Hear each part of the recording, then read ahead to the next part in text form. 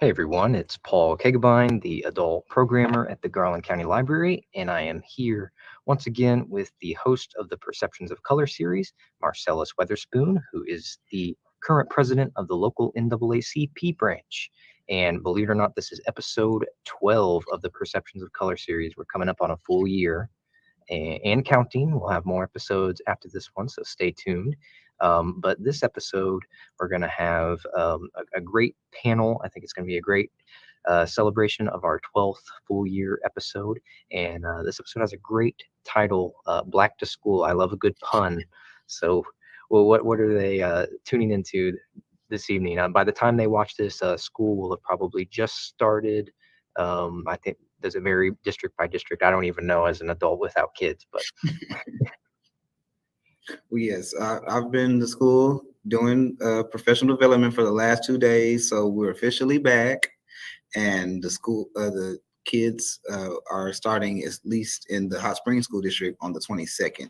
So we are definitely in full swing as relates to the 2022-2023 school year. I am an educator with the Hot Springs School District, and this is my 7th year in education and 7th year with the Hot Springs School District, and I'm proud of that. I'm also proud to be a product of the Hot Springs School District. And yes, go Trojans. And that leads me to introducing my distinguished panel on tonight. And we're just going to start there with the superintendent of the school district, Hot Springs, Dr. Stephanie N.A.A.C.P. Thank you so much for joining us. Good evening. Thank you for having me. Absolutely. And also joining us from the Community Service Office is Pastor Roger Powell. How are you doing? Good evening. Thank you. And last but certainly not least, we have Dr. Jerry Thomas with National Park College. Good evening. Looking forward to our discussion this evening. Absolutely, absolutely. Everyone knows Dr. N.A.A.C.P. Everybody knew her father, Dick Antoine, with his show.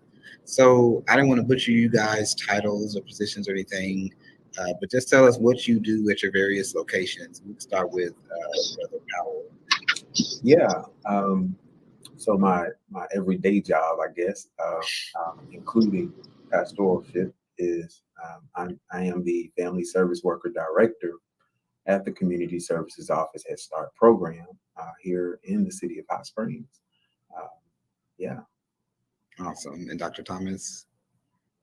I'm the Vice President for Student Services and Enrollment out at National Park College, and my responsibilities are supporting the students when they come to MPC to make sure they have a real good onboarding experience, and also just recruiting our students from all of the different areas that we attract students from. And so those are my responsibilities. I've been at the college for 6 years now, and it's been really good, great work. Wow, I can't believe it's been 6 years. I remember first meeting you. You spoke for our Martin Luther King prayer breakfast. It's been a couple of years, so 6 years. Time has really flown. It has been. It's been great. I always say that Dr. Thomas is from Waldo, Arkansas. That is correct. And now he's a Hot Springs resident. So we're so glad to have you in our community and at the college for sure. And Dr. N.A.A.C.P. kind of glossed over. We said you're a president, but what is being a president entail?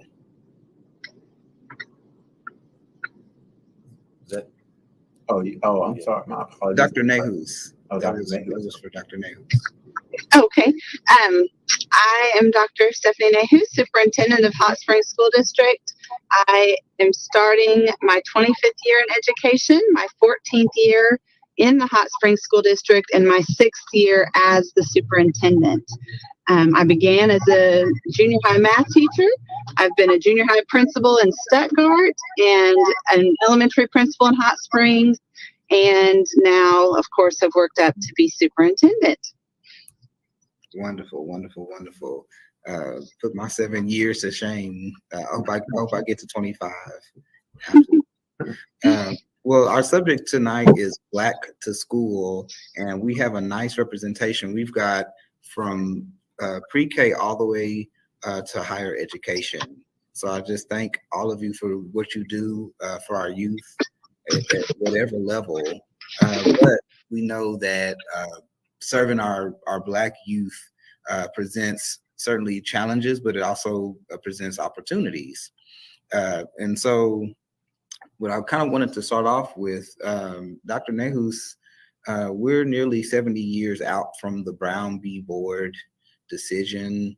And I read a study somewhere, and forgive me for not knowing exactly, but I believe it was like 12% of white students will be in a more heterogeneous ethnic makeup versus Blacks, which were more likely to be 69% in a more heterogeneous ethnic makeup.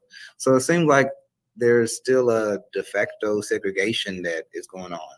So what are some factors that play into that? You know, that's a really good question. And I have a great, I'll say mentor, Mr. Elmer Beard, Yes. focused in with me and really, in our conversations, we talk about the fact that we have to continue to focus on integration, Yes. not desegregation, but focus on integration. And, I think, unfortunately, I think we still have some societal issues that, people don't want to talk about, but that exist.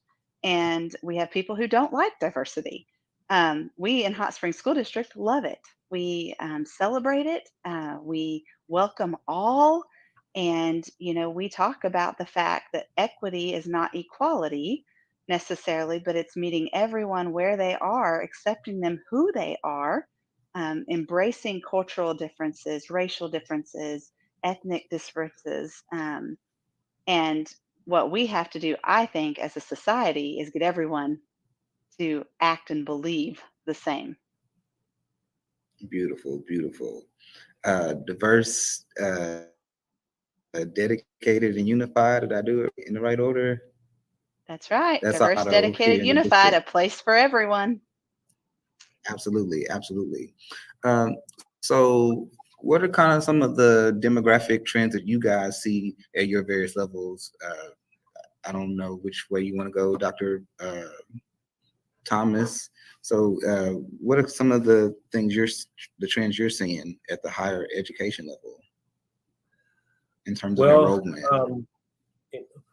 In enrollment, the last 2 years have been, real challenging for us because the pandemic has certainly, impacted students and them making the decision to go to higher education. Unfortunately, it's really had a more of a negative impact on those students who are traditionally not represented because it has really compounded some of the problems that were already there, and some of those could be financial or economic or social type issues. But we are our demographics mirror in a lot of ways the demographics of the county. We are probably about 28% minority or students. That's taking into account different ethnicities. And so with that, we're seeing that, we're becoming more diverse now, opposed to, when I first got here in 2016, our diversity has increased. We've increased that. And so that's been really, really good. It's been good for our campus and our student body, but it's certainly been, it's also presented opportunities for the college at the same time to create an atmosphere where all students can be comfortable and really thrive and reach their goals. Absolutely. And Roger, you have been with the CSO for a number of years, and you are seeing the expansion I know that y'all are out in Pine Bluff and out in the county, and just what are you seeing as relates to race and the Head Start program? Yeah, so yeah, we're statewide now, and there are always challenges when it comes to race. But one of the things about our program and what we do is we introduce diversity, we introduce equity, and we're educating the population on diversity. So the many different types of events that we host, and the classes that we host for the community and for our Head Start parents, all of them are geared towards diversity. And we do a very good job introducing diversity to our staff members, and to our Head Start, early Head Start families, and the community. So that's the mindset. That's the um, approach to increasing diversity citywide as well, in our community. You know, our motto is breaking barriers, changing lives, and so we do our very best to really introduce diversity to the community at large and try to break those barriers, because we do see them and we notice them, and so we've upped that. Um, we've upped the work on introducing diversity and equity to the community. Very good. So we've heard two mottos. So National Park, we got a motto. Our motto is about student success. Learning is our goal. Student success is what we're all about. And Awesome. Awesome. And Dr. Thomas, you touched on something earlier when you started talking about poverty.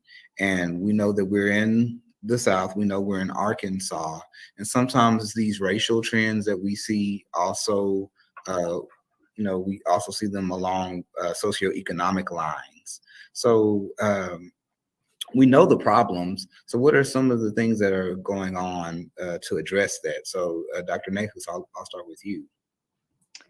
Yeah, we are doing a lot of things, I think, to address that. We, really do focus on educating the whole child. So we, as I stated earlier, are very diverse. We have about 35% African American, 35% Caucasian, about 20% Hispanic. And then that would be about 10% other, and the majority of our other is two or more races. Mm.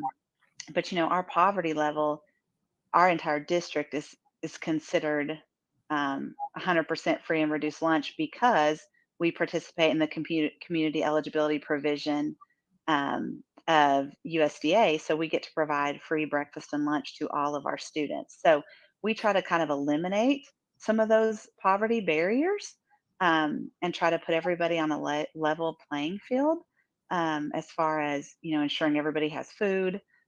We know basic needs need to be met in order for students to be successful.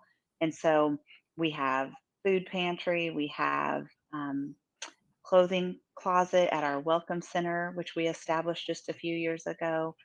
We have our Trojans Care Clinic, which is in partnership with CHI St. Vincent to ensure that every child has access to health care, quality health care. So I feel like we've done a lot of things, and that's the wraparound piece. And then you get into the academic side, where we have just really embraced the professional learning communities processes, where we are working collaboratively to ensure all students have access to a solid tier one core instruction, meaning all students are receiving grade level instruction. And then we're also digging into areas of weaknesses, areas of deficiencies where we are intervening or remediating, trying to make up for challenges where students are behind. We offer several pre-K opportunities. Again, we have great partners in CSO Head Start, who are hitting them from birth. And then we're able to help supply some preschool opportunities as well, because that's where I see lots of challenges is when we have students, oftentimes from poverty, who join us in kindergarten and they're already behind. They're already years behind because they just haven't had experiences and opportunities at home to get them to that starting stage. So I feel proud of a lot of things that we are doing to try to combat poverty and just differences for our Absolutely. students. Thank you so much. Poverty, Dr. Thomas. Community colleges really by design were really established to ensure that all students, regardless of, their where they started, that it would give them an opportunity to be able to gain a credential that will help them be able to get a job that can support a family. But as I mentioned, that presents a challenge for us, and but our response has been that we want to support students where they are and when they come to us. Some of the students, they have different needs. For example, in 2018, we did a needs assessment, and the students needed housing. So what did we do?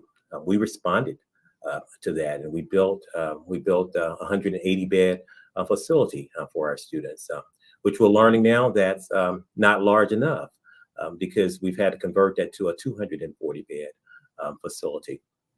And so we know that there are insecurities, there are food insecurities as well. And so we contracted with a company, a vendor who was able to provide quality food for our students on our campus to meet that demand, in addition to our food pantry that's on our campus as well. And so those are two good examples in how we are listening to our students, assessing their needs continuously to ensure that we're meeting them. So when they do get in the classroom, they are prepared and they can concentrate. They can focus on their academics.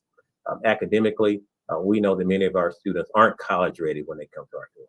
And so we have support available for them that will be able to help them to become college ready and be successful in the classroom and eventually reach their aspiration, their goal, and actually graduate. And that's really the goal. Absolutely. Roger? Yeah, I'm gonna ditto my colleagues here when we're talking about these services provided, right? So one of the awesome things about our program at CSO is that we provide comprehensive services to families that are in poverty. So that's who we serve.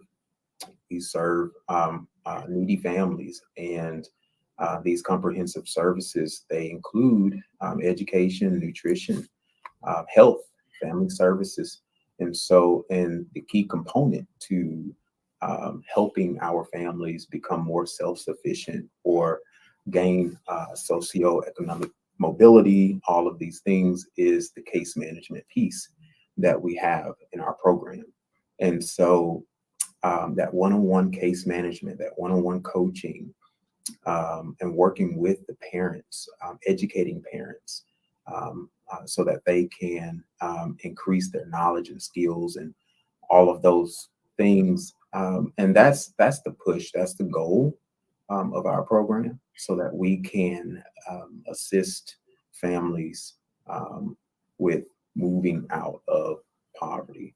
And so it's all about transitioning out of poverty. And that's what Head Start is all about. And so, but yeah. Wonderful, wonderful, wonderful.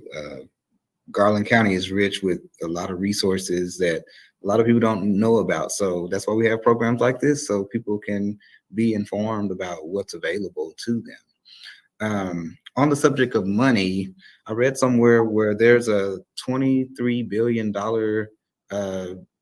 gap between, our predominantly white institutions versus our Black institutions as relates to funding.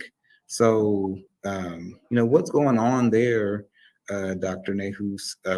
We spend more money per child at a predominantly white institution versus a Black institution. How do we bridge that divide? Really, as far as our school district specifically, the public school district, um, we, because we are high poverty, we Mhm. get a lot of federal funding for that. So, I would say that we spend more per child in our district, a very diverse district, Mhm. because we have access to more financial resources, Title I monies, um, ESA monies, all of those pieces, which, you know, I'm proud of because we utilize those money oftentimes for staffing to provide additional resources for kids, additional Mhm. interventionists, a different additional people to be hands-on, giving students what they need to be successful. And we shifted at our high school and junior academy to district conversion charter schools to be able to ensure we had the career academy model, to be able to focus and ensure that our students leave us with a value added diploma, and that they are career ready, 100% career ready. Mhm. Several of those will go to college to pursue those careers. Some won't because they can step into a career. But on the financial side, I would just say, you know, I think schools that are low poverty Mhm. don't receive all of those federal funds. And so there could be some further disparities. Mhm. But, funding wise is not an issue for us as far as providing the needs for all of our students. Sure. I was also thinking about, the millage that was passed a couple of years ago and how we were able to build new facilities, Yes. and those are in high uh, African American areas, high poverty areas, Yeah. and making that investment was huge. So I just want to give you a chance to brag on that a little bit as well. Yeah, man, we always support our community, or appreciate our community support, I should say. Our community did back us when we asked for a millage increase back in 2016, and that did allow us the ability to build a brand new Langston Elementary Leadership Academy. It is housed on the historic site of the Langston High School, Langston Bulldogs, and we were super proud of that. And, in that process, we did involve the Langston Reunion Committee because we looked at a design that mirrored the historic Langston High School. And, ultimately that committee said, no, we want state of the art, 21st century design for the students of today. And, that was great. They really did want some blue and gold in the building. And, I went with all black and gold, but, we kind of worked through that. But we also have a new Hot Springs Junior Academy. We're proud to be, we call ourselves the school district that's in the heart of Hot Springs. We're proud to have that. And it did take the community support for us to be able to provide those state of the art facilities. And the reality is our diverse population deserves state of the art facilities. And our board puts that as a priority. And with that being said, we are working really hard without asking for any more millage increases to build a brand new high school. And it is our goal to start that construction in June and open that building in August of 2025. And so that, to me, just shows the commitment of our school board to provide our families with the best facilities. And I am super proud of that. Well, you heard it here. We're looking forward to a new high school, and hopefully I have a beautiful orchestra room. Just putting it out there. Well, I'm gonna give You you a have a chance. beautiful one at the junior academy. Yes, yes, I do. I do. Um, just playing a little bit, but I'm gonna give Roger a chance to brag as well because Dr. Thomas was able to brag about the new residential housing that they were able to build out there at the college. So what's going on with the CSO? I know y'all got some new digs over in Albert Pike. Y'all used to be on West Grand. So what's some of the Oh yeah. So just the infrastructure? yeah, we are growing. You know, we did grow pretty fast, and you know, it was a ripple effect, and we kind of spread out. So we've made a couple of changes. You know, we moved our main office from 600 West Grand to 2254 Albert Pike. It was the old workforce facility, and so we occupy that facility now, and we've gained Hot Springs School District has worked with us to gain a new location for all of our Garden Street children and families, and 3 other sites that we currently had open. And so we're consolidating these sites to make it easier for the program and the families that we serve. And it's really going to be helpful. It's going to be helpful, and I'm excited about that. So we are continually just making positive changes across the board when it comes to our assessments and our surveys, all of these things that we're doing to, Awesome. Well, you guys represent a continuum of education that I kind of wanted to highlight because you're talking about how the pre-K supports and kind of provides a springboard into the K-12 program and how the K-12 leads into the higher education. And particularly with the Black community, we know that in a lot of cases, the community college is their point of access because they might not have an opportunity otherwise. And how crucial having a Head Start program is so they can be as ready as they can for the K-12 experience. So I just want y'all briefly, and we could start with Roger. How do you make sure that those kids are ready for K-12, and K-12, how do you make sure they're ready for higher ed, and higher ed, how do you make sure they're ready for, if they want to further their education to a 4-year institution or maybe a vocation? So I'll just start with Rob. Awesome question. I love it. So one of the things we have in place is our creative curriculum for design for 0 to 36 months. So, and 5-year-olds as well, you know, because we do serve 4 and 5-year-olds as well. And we are prepping children for elementary school, right? We want to really, truly give them a head start. And so that curriculum design really does that. But it's not just the curriculum. That's not the only thing at play. So we're looking at nutrition. And I believe Dr. N.A.A.C.P mentioned their partnership with USDA.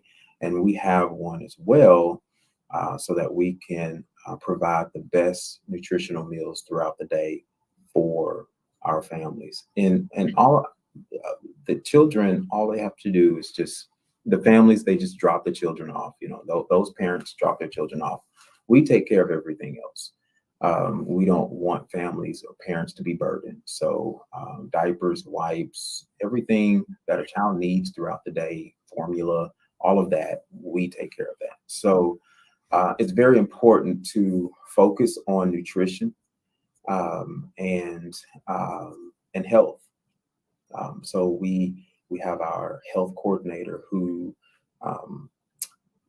partners with parents, and they are navigating the family's health.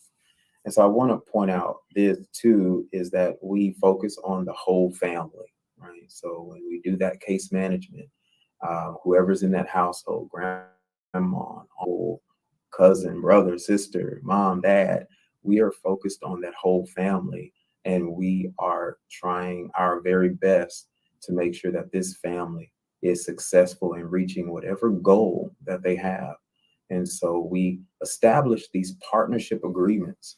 And so as we focus on the family and partner with the family to help them develop, it increases the child's well-being overall, their social, emotional well-being, their health, their physical development. Everything is improved when the family as a whole improves. So that's the goal of our program when it comes to the kids. So, and above that, kind of like overarching that, is our parent family community engagement. So all of the activities, what we do, it's all geared to helping the family, of course, rise out of poverty, but develop, grow, enhance, so that the child can also develop and grow and enhance in the classroom. So when they are in kindergarten, when they walk through those doors at Oaklawn, or Gardner, or any of the elementary schools in our Hot Springs School District, they're ready. They might be ahead of some of their peers, and that's the hope. Awesome. Yeah, Dr. N.A.A.C.P. Yeah, so we take it from there and focus, obviously, first and foremost, on getting all students reading on grade level by the end of third grade. That's our goal. We're not there yet, but that's an intense focus area of ours.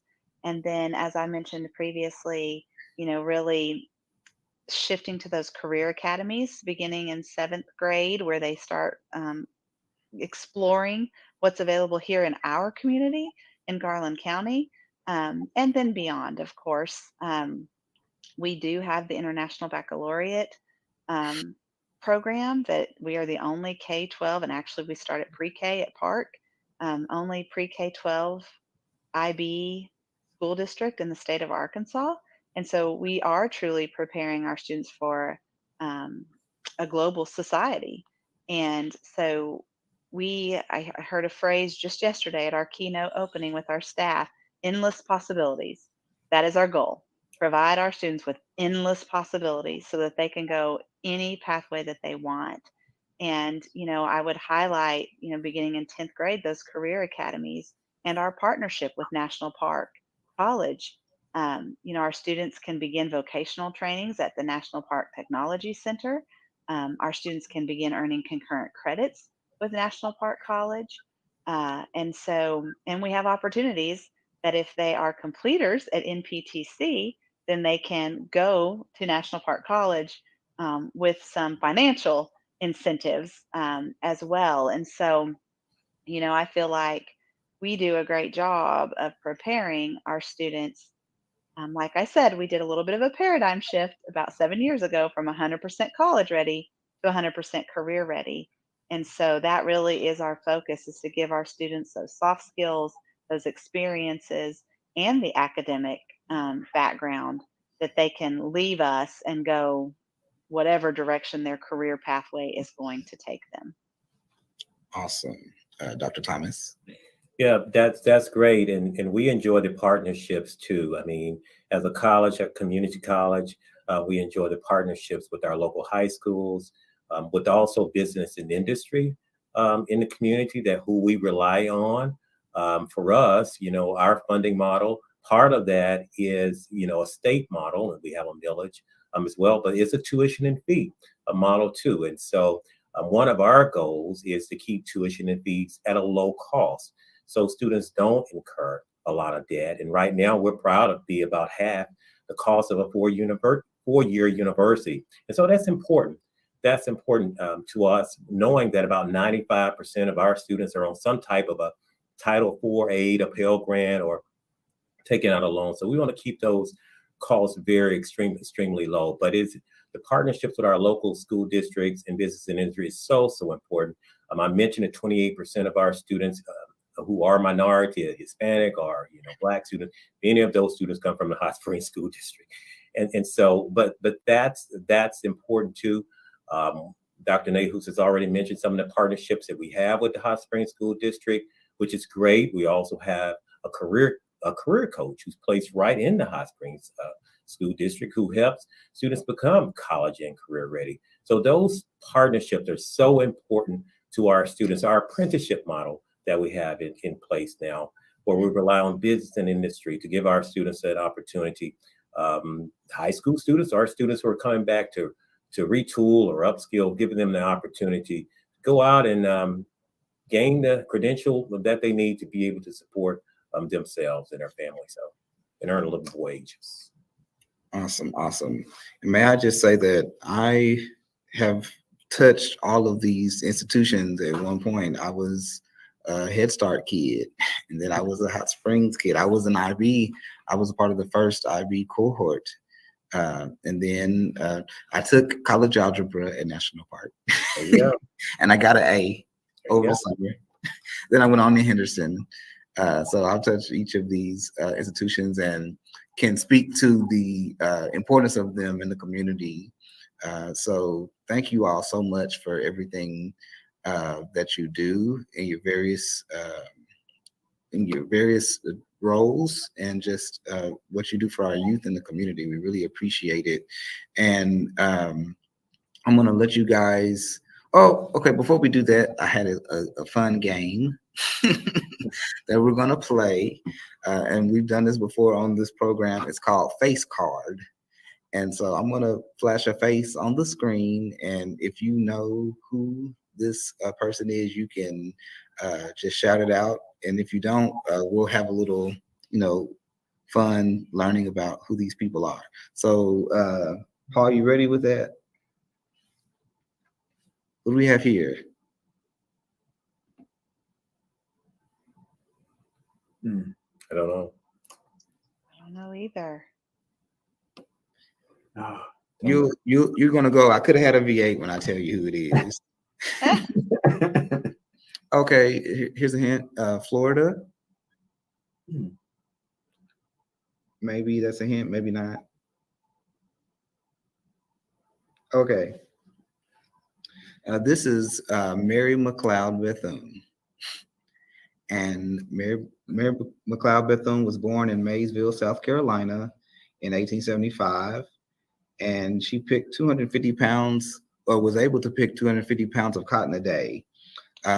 She was married and then divorced and became a single mother.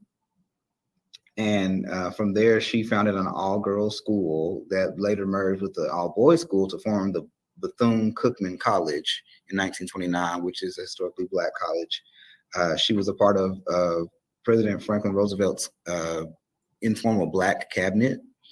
And she was also vice president of the N.A.A.C.P to her death. And she is the first African-American to be honored with a statue in the National Statuary Hall collection at the Capitol. So this is a very, very powerful woman in Black history as well as education history, period. So that's Miss Mary McLeod Bethune. And she kind of ended her life in Florida. That's why I brought that out. Each of these people I'm going to talk about, they each overcame adversity, and I wanted to bring that part out because as African Americans, we have endured a lot, and it's not just always about enduring, but it's about overcoming that adversity. So with that, next.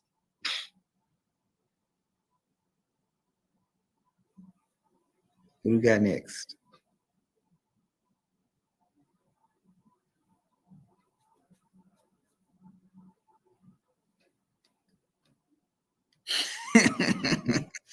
Y'all aren't gonna get this.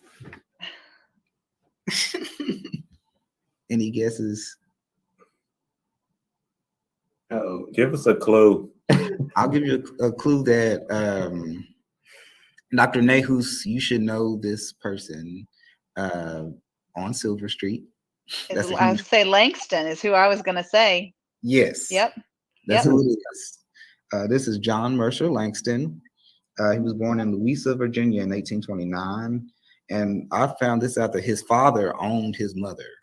So he purchased his wife's or his mother's freedom, but his parents died in 1834, so he was about 4 or 5 years old when his parents passed away. So he went to live with a family friend.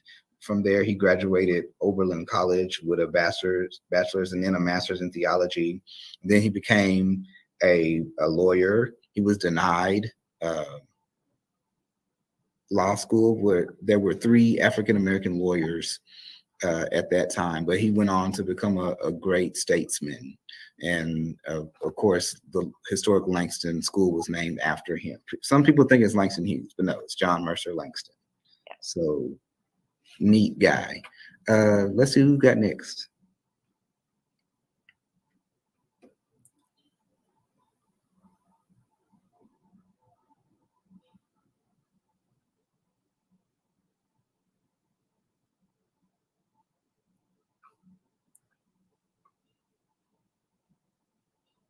And then, Paul, in interest of time, you don't have to go in chronological. You can just pop up a picture.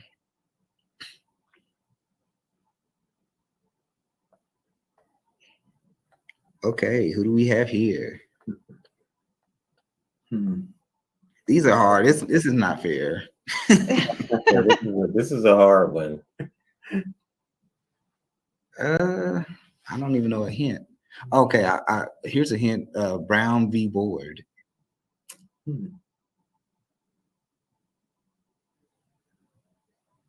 Okay, so this is renowned psychologist Mamie Phipps Clark.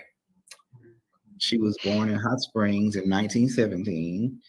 She met her husband Kenneth at Howard University, where they both obtained their bachelor's and master's degrees, and then she went on to get her doctorate from Columbia University. She had trouble finding work in her field, and where she was working, she was mistreated. And she finally found a job at Riverdale Home for Children, which worked with homeless girls.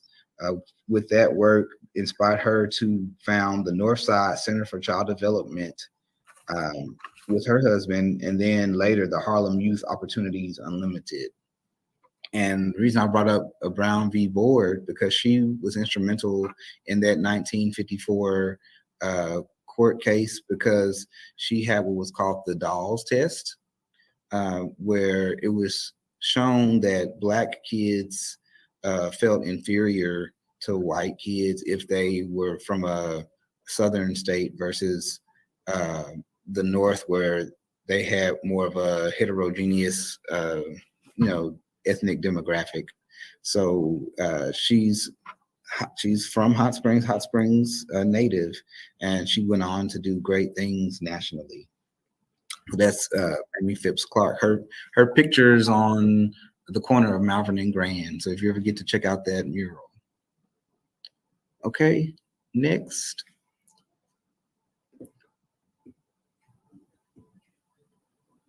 Anybody? No. Okay, if you guys would watch my show, Perceptions of Color, you know that this is Daisy L. Bates. Daisy L. Bates was born in Huddick, Arkansas in 1914. Her mother was killed by 3 white men, and she was raised in a foster home. And then she married, and they started a civil rights publication called the Arkansas Weekly. And then she became the president of the Arkansas State Conference of the NAACP. Why is she so important? Because she was integral in forming what became known as the Little Rock Nine, which desegregated Central High School in Little Rock. Okay. I'm sorry, guys. I know, we're good. Oh, y'all get this next one. Okay. Okay. Elmer Beard. Elmer Beard. Okay, so who's Elmer Beard, Dr. Nahus? Elmer Beard was a teacher in the Hot Springs School District. He has been the president of the NAACP. He is a local author and just an advocate and an amazing man in our community. I said, if y'all didn't get any other ones, y'all please get this one. Yes. Elmer Beard, known as the Octo Griot. He was born in Chittister, Arkansas. in 1937.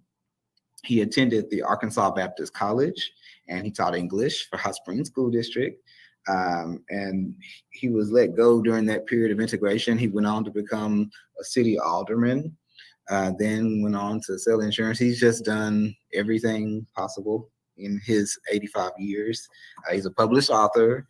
And then he continues to raise funds to fund a scholarship in the name of his late wife, Dorothy Beard, for the Arkansas Baptist College. So he's a lifelong educator and advocate for education, and lifetime member of the NAACP. So we honor Mr. Elmer B. Absolutely. Okay, moving on. Who's this? Oh, Roger. Hmm.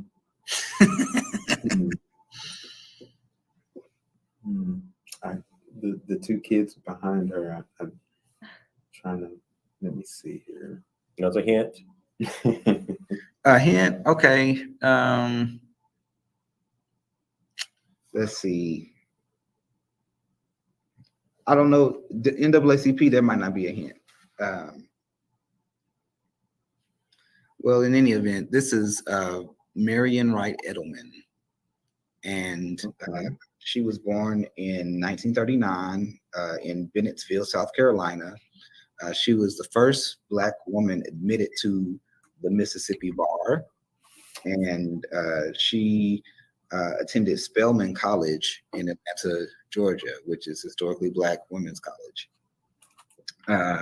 She went on to direct the NAACP Legal Defense Fund and the Educational Fund, and a very famous nonprofit called the Children's Defense Fund. So she's talked to presidents from Bill Clinton. They all revere this woman. So if you don't know about Marion Wright Edelman, please look her up. She's like very instrumental in not only Black youth, but just she advocates for education in all youth. So Marion Wright Edelman. Okay, let's see who we got next. Roger, you should know this one, but you will be forgiven if you did. Wait, I should know this. Okay. Well, maybe throw a hint at me. Maybe it'll come up. Okay, think about your boss. I was gonna say that's Leslie, isn't it? Leslie Pascal Leslie Barnes. Pascal Jones. Yeah. Okay, this is Leslie's mother, Oh, which is my grandmother. But she looks like her mother. She looks, everybody says that. So this is my grandmother, Bonnie Massey Pascal. She was born in 1939 in Little Rock, Arkansas. She became pregnant as a senior at Hot Springs High, and from there she became a mother of 5, including one developmentally disabled child, which is my uncle. But she did not let all of that stop her. She went on to continue her education. She went to night classes and worked full time. She attended the University of Arkansas at BB. And then she went on to become the director of the Head Start program. She sure did. And under her direction, the Head Start program expanded and grew and just kind of catapulted to where it is today. And so she definitely left an indelible mark on the Head Start program as well as the community of Hot Springs. So I honor my grandmother, Bonnie Massey Pascal. Awesome. I just love that I get an opportunity to do this. Okay. This is another freebie right here. that's Joyce Craft. Joyce Littleton Craft. Who's Joyce Craft, Dr. Nehus? She is a former superintendent of the Hot Springs School District. She was the first Black and the first female superintendent of the Hot Springs School District. I believe she was superintendent from 2007 2007 until 2015. She was also a teacher and an assistant superintendent. I think she might have even been high school principal at some point in there, or assistant principal. But she has been a huge leader, obviously in our district, but across the state as well. And Absolutely. currently serves as one of the board of trustees at National Park College. That is And correct. she hired me, so I honor her. She Awesome. brought me home. Very good. Joyce Littleton Craft was born in Cotton Plant, Arkansas, and I'm not going to say the date. But yes, first African American female superintendent of Hot Springs School District. So many accolades, I cannot begin to say them all, but just to name a few: Rotarian, Hot Springs Housing Authority Board, National Park College Board, and she recently received the Lifetime Achievement Award from the NAACP Hot Springs branch. And on the subject of Miss Littleton Craft, I wanted to give the district another opportunity to brag, because she was a trailblazer, and she paved the way for many African American, particularly female administrators after her. So I just wanted to highlight a few. Nikki Anderson, Krista Brandon, Dr. Taryn Eccles, Natasha Lennox, Janice McCoy, and Utana Newborn. And Dr. Nehus, if I'm forgetting some, please, feel free to jump in there. We now have Sarah Turner, assistant Sarah principal Turner. at the high school as well. Yes. Yes. So big shout And out Kyrie to A. Wilson, Kyrie Wilson as well. principal at Langston. Yeah. Absolutely. I can't forget my boss. We want to honor Joyce Littleton Craft for paving the way. And that's a huge credit to Hot Springs School District for having such a diversity, not just in terms of the population, but also in the administration as well. Okay, let's see who else we got.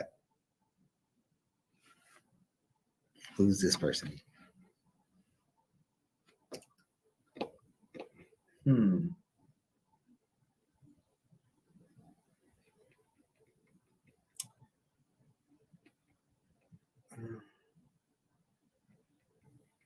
But throw a hint at us. A hint? Yeah. Okay. Pulitzer Prize.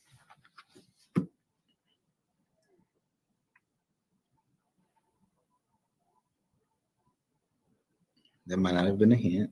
Yeah. I think you're going to have to tell us. Well, this is Nicole Hannah-Jones. And Nicole Hannah-Jones won a Pulitzer Prize for her groundbreaking work, the 1619 Project.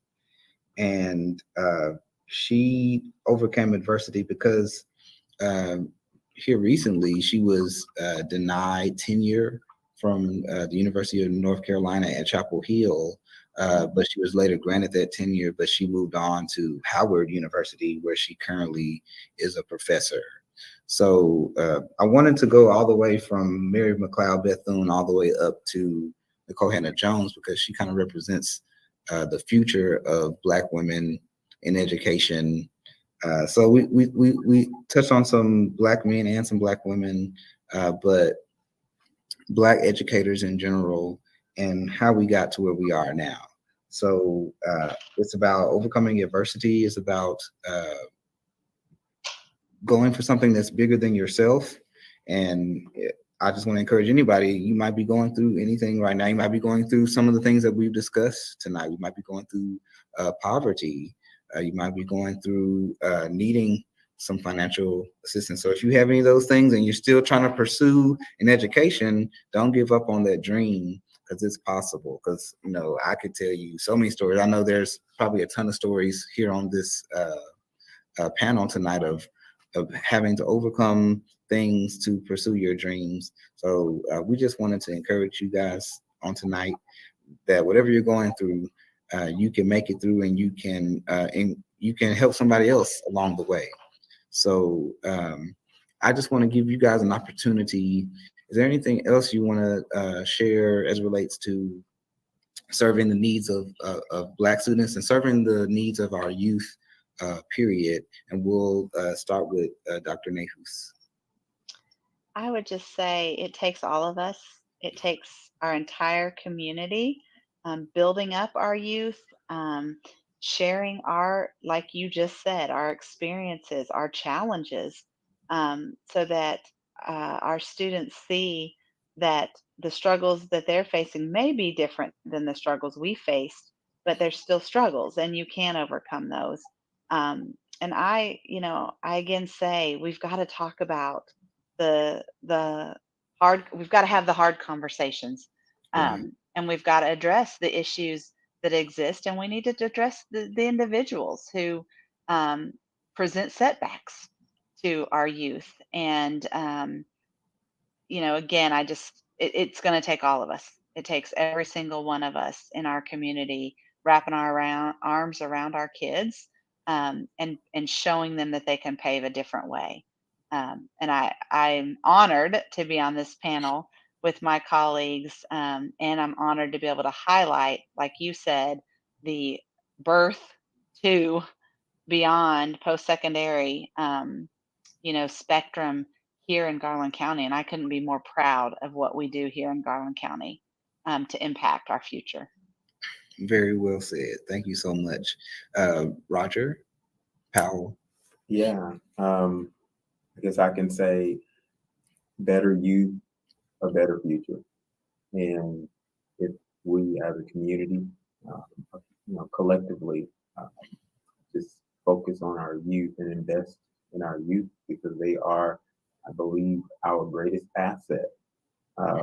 And we must invest in youth, and not be ashamed or afraid to spend the money that's necessary to facilitate, our youth, their growth. So, better youth, better future. I love it.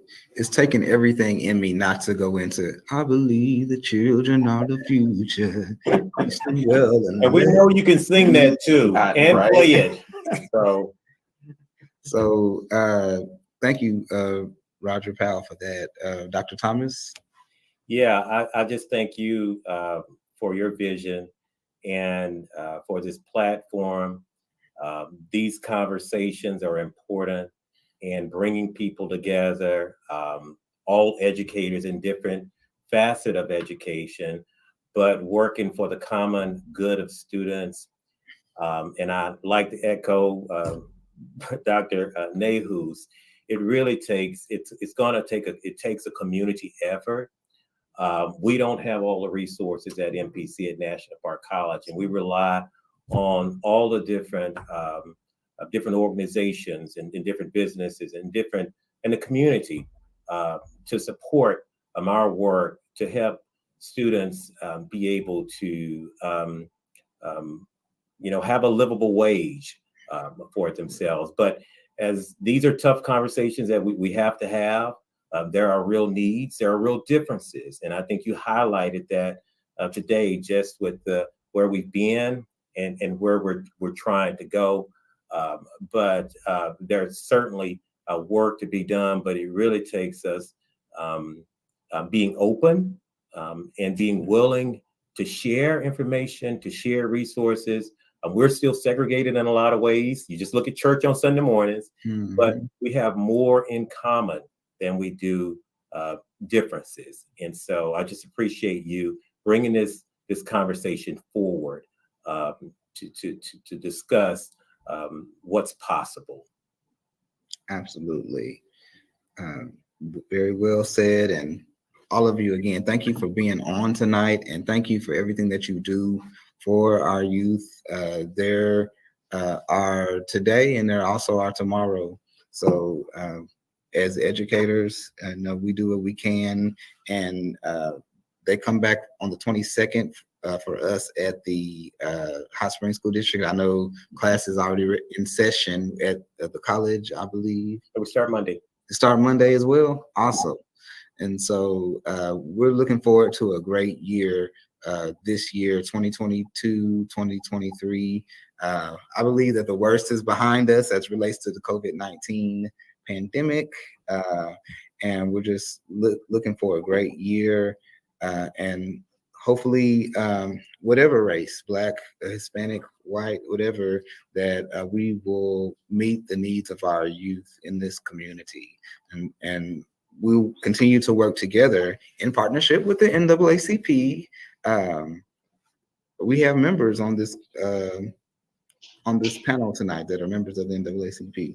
So whatever we can do to help, just let us know. But again, thank each of you, Dr. Nehus, Pastor Powell, and Dr. Jerry Thomas for being on tonight.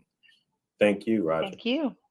Thank you for having me. So, All right, we're going to take it back to Mr. Paul. Excellent program.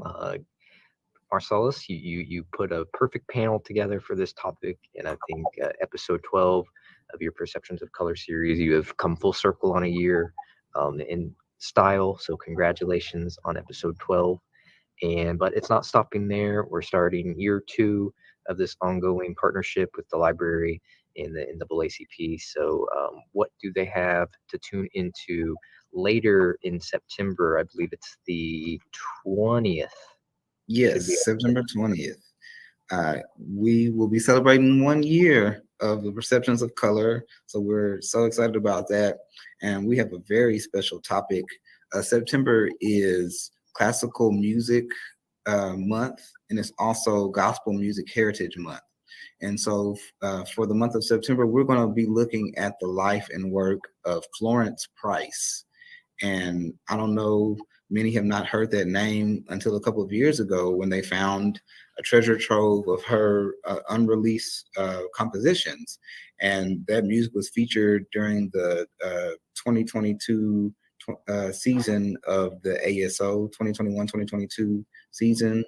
And so we're going to have a special guest. Her name is Dr. Wellwyn. She's a concert pianist, and she's recorded some of Florence Price's works. So we're just looking forward to that awesome conversation, looking at the life and work of Florence Price. Excellent. Looking forward to it. And you can watch this episode or any of the previous episodes. They're all recorded in a playlist on the library's Facebook and YouTube channel. So there's been a huge variety of topics that Marsalis has recruited a whole bunch of wonderful guest presenters for guest speakers to have these kind of panel conversations with. So tune into all of those. You can learn about all facets of the African American experience, from horror films to education and everything in between. And I'm going to plug something real quick that I think we can all support. All of our organizations are non-partisan, and we won't tell you who to vote for, but we do encourage you to vote. And the library is we will be an election location for early voting all the way through Election Day. And we are having a voter registration drive here every Sunday through the end of September. And that's great because, normally the county clerk's office is only open on the weekdays. So this is a good weekend opportunity if you want to come and talk to people that work with the election commission, and they can get you signed up to vote or just check your status and make sure you're good to go ahead of the midterm election this November. Absolutely. Voting is so important, not just registration, but mobilization. Get out the vote. So please, please, please vote. We just had a voter registration this past weekend at the Community Resource Fair in partnership with the difference makers of Hot Springs at the Farmers Market. Hot Springs School District was there. The police department was there. A number of other agencies and nonprofits in the community were there. So it was awesome. And we're looking forward to partnering further with the library as relates to just making sure that the citizens have the tools they need to be informed as relates to this upcoming election. Were you going to say something, Paul? Yeah, one thing I learned the other day from one of the election voter registration drive workers. This will affect high school seniors. 17-year-olds can register to vote as long as they'll be 18 by election day. That is awesome. That the more you know, that's flashing in the back because I didn't know that. Awesome. And as always, the NAACP meets every second Saturday at 2 p.m. We're currently meeting at the Arkansas School for Math, Science, and the Arts, also known as the Math and Science School. So second Saturday at 2 p.m. Please join us. Please become a member. Our website is NAACPHS6013.org. NAACPHS6013.org. You can become a member and become a freedom fighter. We are also looking forward to celebrating our 80th year as a branch. We were chartered in 1942, so we will be having a great occasion. November the 12th is going to be at the historic Roanoke Baptist Church. So get out your Saturday night best and get ready for an awesome dinner. There'll be more information forthcoming, but mark your calendars for Saturday, November the 12th for our 80th birthday celebration. All right. Well, thank you, everyone, and everyone take care. And thank you to the audience watching at home. All right, y'all take care. Thank you. Thank you.